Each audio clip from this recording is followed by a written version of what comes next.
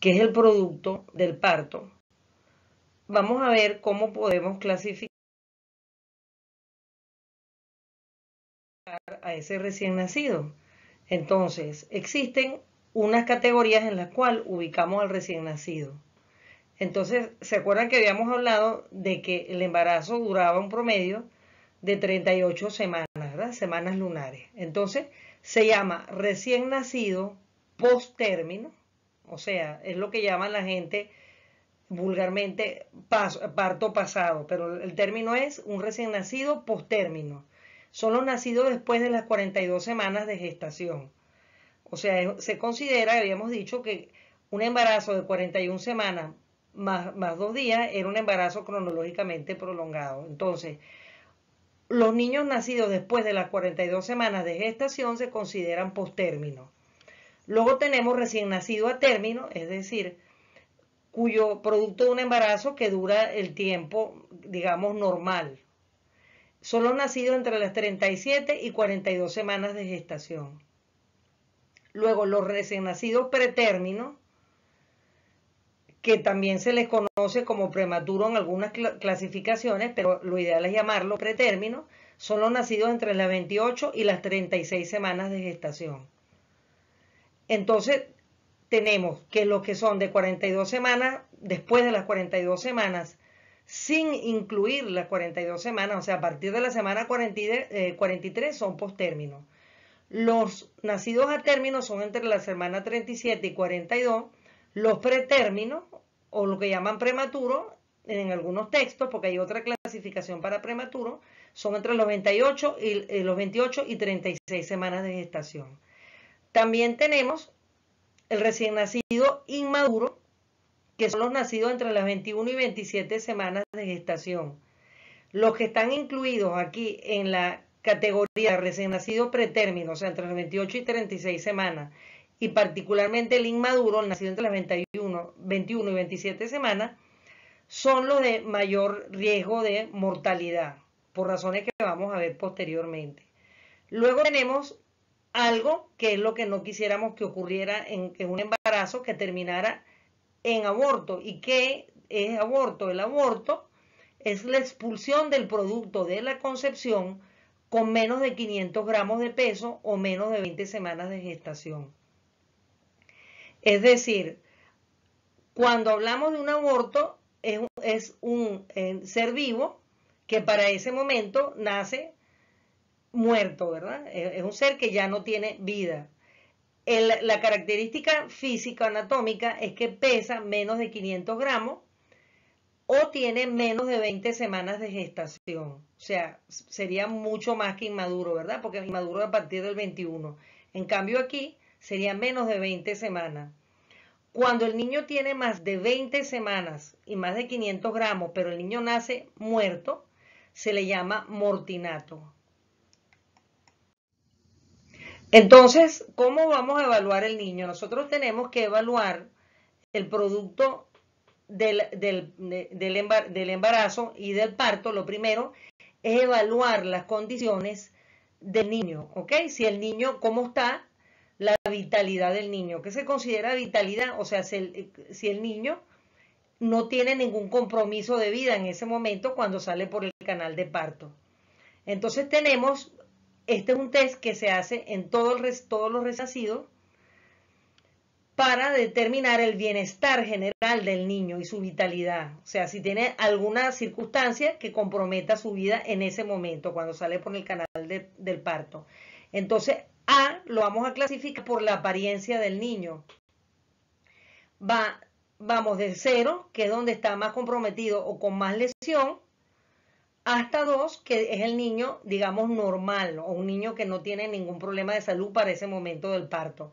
Entonces, fíjense, el aspecto del niño, o sea, cómo lo vemos, cianosis generalizada. ¿Qué es cianosis? Cianosis es la coloración azulada de piel y mucosas. Cuando yo hablo de mucosa, hablo de las conjuntivas corneales, hablo de la cavidad oral, hablo también del lecho unguial, o sea, lo que se ve por debajo de las uñas, se ve un color azulado y es producto de un déficit de oxigenación de la sangre.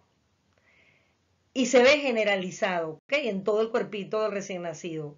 El 1 es aquel niño que se ve cianótico distal. Distal, como ustedes ven en la figura, es que tanto el torso como la cabeza, los muslos, la parte proximal a la zona media, se ve normal, pero lo que son las manos y los pies se ven azulados.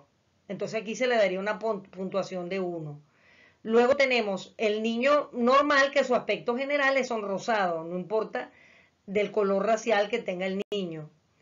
El otro parámetro, entonces, lo que vamos a ver en la apariencia es cómo está la oxigenación. El pulso, porque nos permite determinar cómo está la actividad cardíaca. Entonces, si nosotros conseguimos un pulso de 0, estamos hablando de un ser que tiene un paro cardíaco, ¿ok? ¿Por qué? Porque el pulso se genera por el movimiento de las paredes de las arterias cada vez que el corazón late.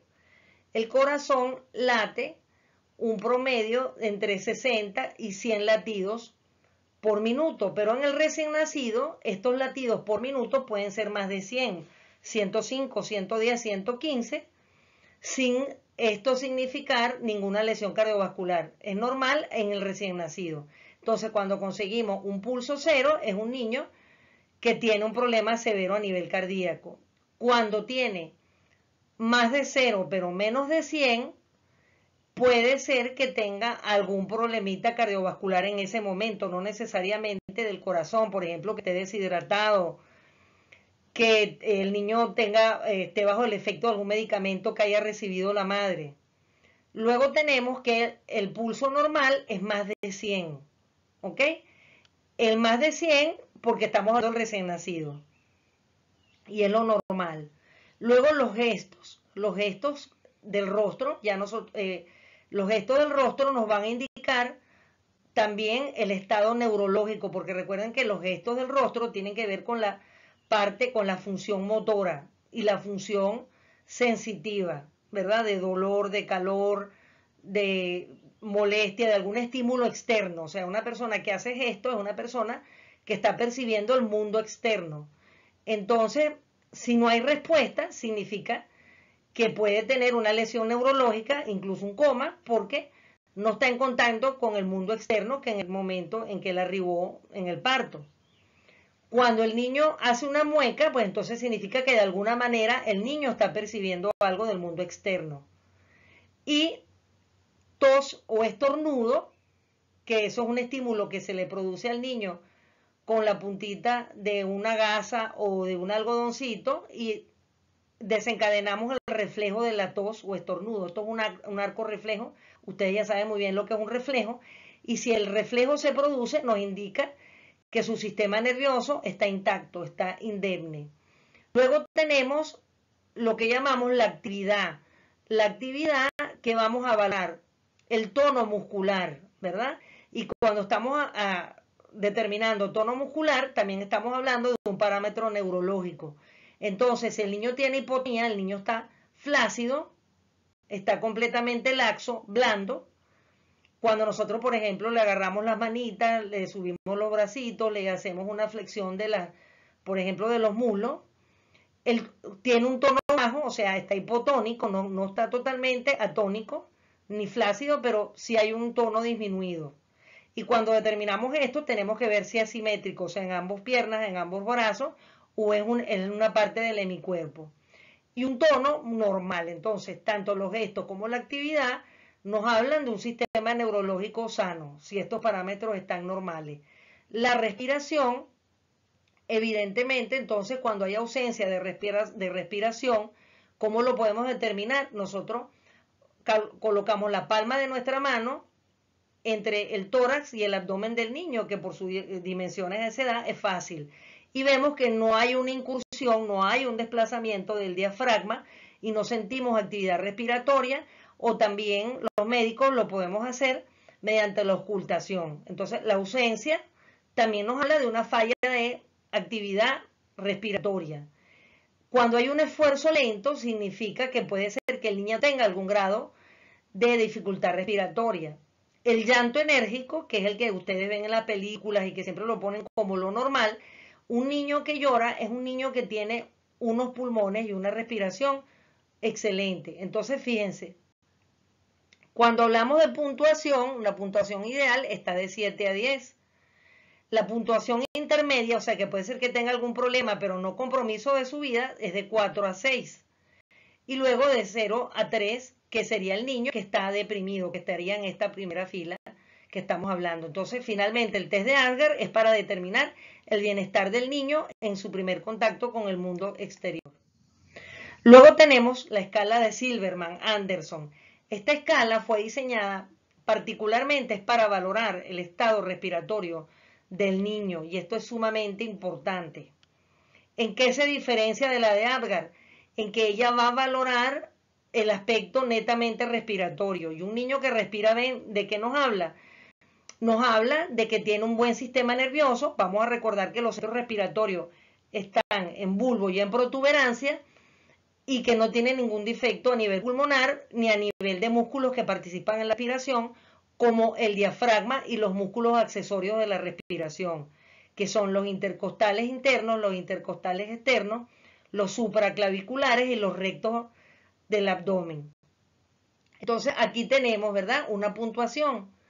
Entonces, cuando nosotros, aquí es diferente, a medida que la puntuación es más baja, significa que hay menos compromiso respiratorio o no hay ningún problema respiratorio.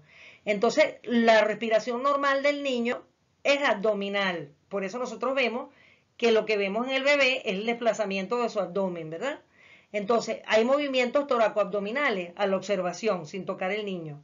Si nosotros lo vemos que hay un ritmo regular, o sea, inspiración, expiración, entonces le 0, ¿verdad? Si vemos que hay un tórax inmóvil, pero un abdomen en movimiento, o sea, no vemos que hay un desplazamiento, por ejemplo, del esternón, ¿verdad? Que el esternón tendría que proyectarse hacia arriba y hacia afuera en la inspiración, y en la expiración hacia adentro y hacia abajo. ¿Para qué? Para impulsar el diámetro anteroposterior de la cavidad torácica para la respiración. Y también eso, en ese caso, vemos un tórax inmóvil y un abdomen en movimiento. Entonces, eso nos habla bien de un problema pulmonar. Bien. Cuando vemos que, por ejemplo, hay un compromiso más importante o hay una dificultad respiratoria en el niño o hay una asfixia, vamos a ver que hay una disociación toracoabdominal. Abdomen y tórax con movimientos asincrónicos, es decir, ¿cuál se llama sincrónico? Que están acompasados, es decir, cuando hay movimiento en el tórax, tiene que haberlo en el abdomen. Y eso es un movimiento sinérgico que va con la mecánica de la respiración. Pero si el tórax va por su lado y los movimientos del abdomen son diferentes, eso nos habla de un problema a nivel respiratorio que incluso puede ser neurológico. Luego, eso son respecto a los movimientos toracoabdominales, que es a la observación. A la observación del niño también podemos ver tiraje intercostal. ¿Qué es tiraje? El tiraje es el uso de músculos accesorios de la respiración. Como les dije, los músculos más importantes de la respiración o los músculos básicos serían el diafragma, los intercostales internos, los intercostales externos, también tenemos los rectos del abdomen. Ahora bien, cuando se usan músculos accesorios, ¿cuáles son los músculos accesorios? Los músculos supraclaviculares o incluso músculos que pertenecen a la región lateral del cuello. Se habla de tiraje, que es cuando nosotros vemos un desplazamiento forzado de la parte muscular que descansa sobre tórax y cuello. Entonces, cuando nosotros no vemos ningún tiraje, significa que no se está dando el acto respiratorio en el niño, entonces es un compromiso mayor. Cuando es leve, hay alguna dificultad, pero el niño no está en una situación como está, por ejemplo, en el 0. Pero sí hay una dificultad respiratoria importante. Cuando el niño lo tiene acentuado y constante, es decir, que es evidente cómo los músculos se contraen, y es obvio, sin observar mucho, entonces el compromiso respiratorio es más importante. Este tiraje yo los invito a que ustedes lo vean en cualquier paciente que tenga una crisis asmática, adulto o niño. Ustedes fácilmente por los movimientos musculares del cuerpo de esa persona se dan cuenta que tiene dificultad para respirar. Cuando no hay este tiraje, pues no hay dificultad respiratoria y la persona está normal. Cuando hay un poquito, pues por supuesto es leve. La retracción del apéndice sifoide, ¿de quién? Del esternón.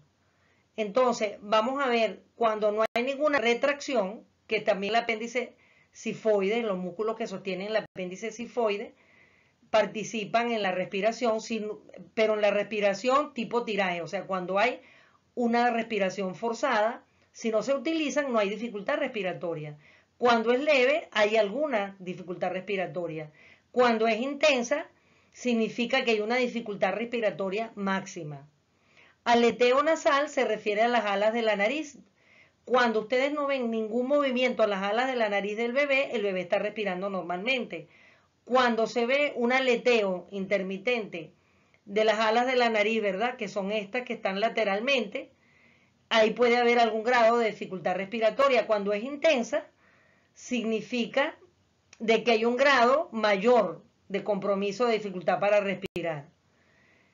El quejido respiratorio se refiere a un sonido que se oye en el árbol respiratorio, ¿okay? Es un sonido ronco que ustedes saben y ustedes identifican que viene del árbol respiratorio. Se parece muy similar a lo que es el ronquido, ¿verdad? En una persona durmiendo, pero aquí estamos hablando de un niño. Y es un movimiento más bien vibratorio. Si no hay presente este ruido, ¿qué nos indica? De que el niño no tiene ningún problema obstructivo. Cuando se origina este quejido es porque hay alguna obstrucción en el árbol respiratorio. Moco, sangre, glera, puede haber también el líquido amniótico de la placenta, etc.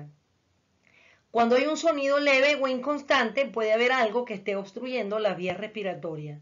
Cuando es intenso o constante, definitivamente hay algo que está obstruyendo las vías respiratorias. Por ejemplo, que el niño haya broncoaspirado, es decir, que el niño, por ejemplo, aspiró su propia heces, que se llama líquido, cuando el líquido amniótico de la placenta se llena de heces, entonces eso se llama el líquido meconial del niño, que lo puede aspirar y es muy grave.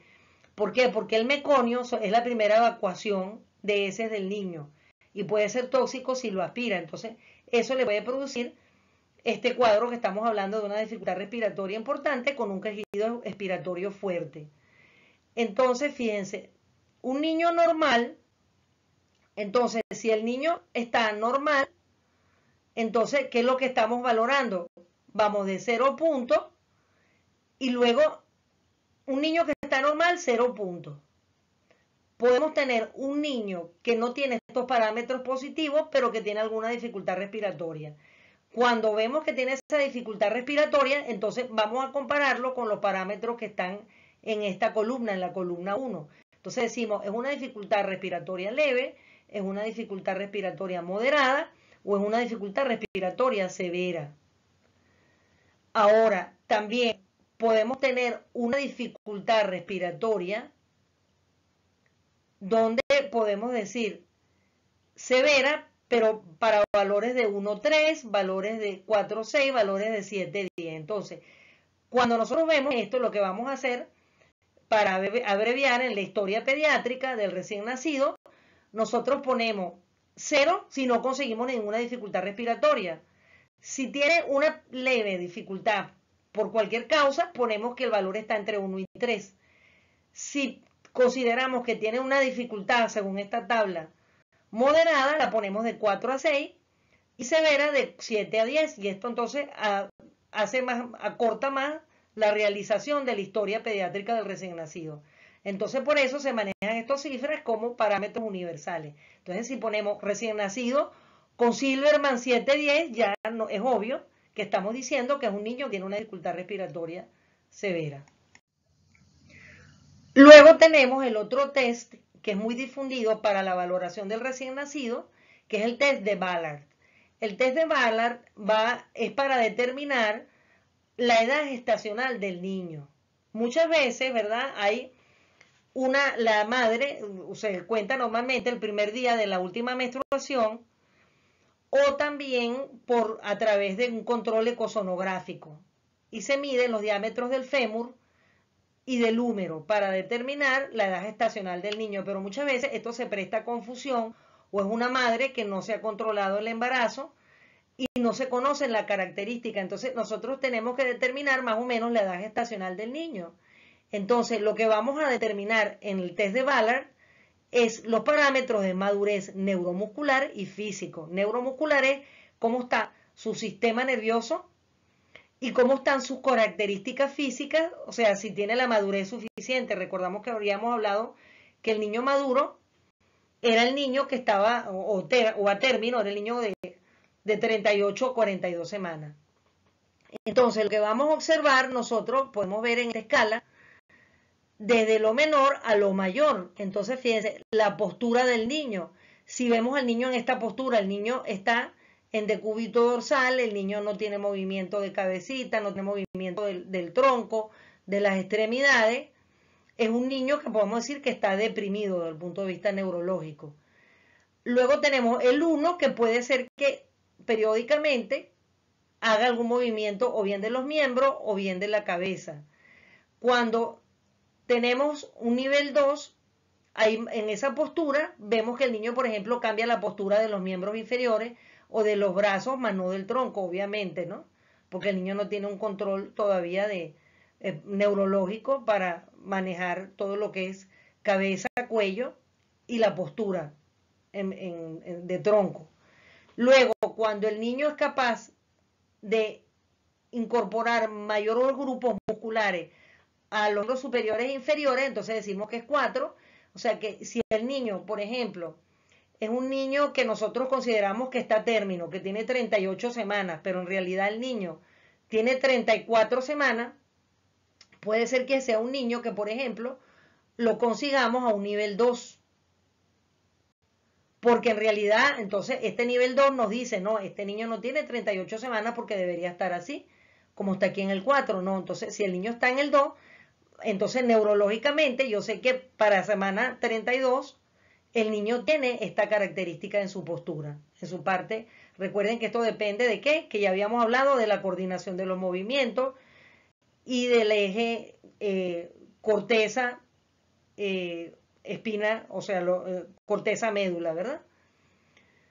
Luego tenemos, hay algo que es entonces la ventana cuadrada de la muñeca, que son los movimientos que el niño puede realizar con la muñeca. Yo les invito estos parámetros que los busquen por un video para que lo puedan, es mejor visualizarlo directamente en vivo, ¿ok? Y aquí están los diferentes grados en que van a ver ese rango de movimiento que tiene la articulación.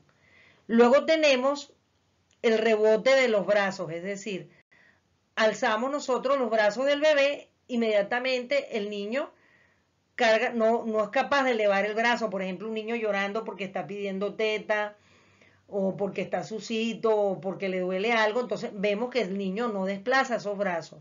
Cuando el niño es capaz se mantiene en 180, ¿verdad? Cuando el niño se puede cambiar el rango, ¿verdad? Entre 140 a 180, ya ahí se ve que hay una actividad mayor. Luego tenemos hasta llegar a menos de 90, o sea que es capaz de dominar todo el rango de movimiento de sus articulaciones. Luego tenemos el ángulo popliteo. Saben que el niño tiene una semiflexión de las rodillas, que es una posición normal, pero entonces el niño se mantiene como un ovillo en esa posición y más bien rígido. Entonces, incapaz de, entonces ahí nos sugiere que puede haber un problema motor. Si el niño realmente, por ejemplo, tuviera 38 semanas, y comprobamos que tiene 38 semanas, no, porque eso correspondería a un niño, por ejemplo, de 34 semanas, o sea, un niño de menor edad gestacional. Y entonces aquí vamos viendo cómo el niño va desde no poder mantenerse a 180 a llegar a menos de 90 grados de extensión que él puede tener del ángulo popliteo. Y eso nos habla de que es un niño a término porque ya estableció un eje córtico-espinal. Luego tenemos el signo de la bufanda, ¿verdad? Donde esto también me gustaría que ustedes lo vieran por un video, busquen el video, porque esto es mejor observarlo, explicárselo aquí es un poquito engorroso. Me interesa que ustedes determinen cómo se ve esto en el niño. Luego tenemos el de talón oreja, ¿no? Que el niño, ustedes saben que es capaz de flexionar y desplazar su columna de tal forma de llegar a un rango donde él puede, por ejemplo, aquí se mantiene en esta posición, donde él no puede hacer una flexo-extensión hasta una extensión completa. Entonces, cuando nosotros hablamos ya del 4, entonces estamos hablando de un niño que está en toda esta columna del 4, es un niño que está a término, desde el punto de vista neurológico y de sus condiciones físicas. Entonces, fíjense, aquí tenemos la puntuación del test de Ballard. ¿Se acuerdan que les dije? Para facilitarles que en la columna 4 nosotros podemos ver, entonces, un niño que es capaz de, que tiene todo su puntaje en la columna 4 es un niño que está entre los 38 a 44 semanas de gestación. Es un niño que se considera cronológicamente y también neuromuscularmente maduro.